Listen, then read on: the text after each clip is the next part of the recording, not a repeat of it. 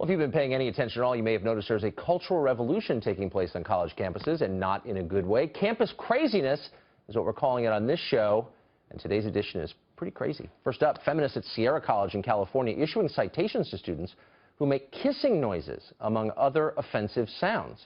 The website Campus Reform, which covers college news, posted images of the citation cards, which were created by Sierra's Feminist Action Club. The card lists various offenses, we're not making this up, including invading my space, making whistling, kissing, and psst noises. Text at the top of the card says, quote, "You have received this card because you did something that made me feel uncomfortable and or threatened." Sierra College told Fox News it was not aware of the citations, that they had been created, but it said it had received no complaints so far. Well, a speaker at Harvard Law School says that terms like free speech may be racist and sexist.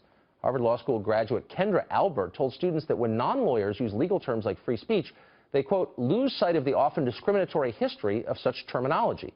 According to the Harvard Crimson, which is a newspaper on campus, Albert also takes issue with the usage of the word defamation, which he says, quote, hides deeply sexist and racist and horophobic, which means anti-sex worker connotations. She went on to say that the power of these words is what makes them dangerous, and they deserve a second look. In other words, any word she doesn't like is dangerous and should be banned. Harvard Law School tells Fox News that speakers with a broad range of views speak at Harvard, which of course isn't true, but the institution doesn't take a view on any particular speaker's point of view, which is also untrue.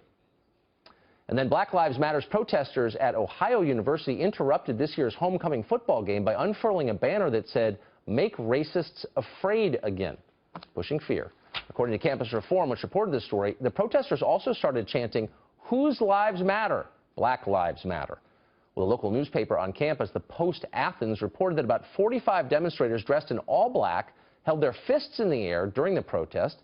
In a statement to Fox News, Ohio University said the students were fans and they were exercising their, quote, right to freedom of expression, a right that is under attack on other campuses. The university says it supports that right.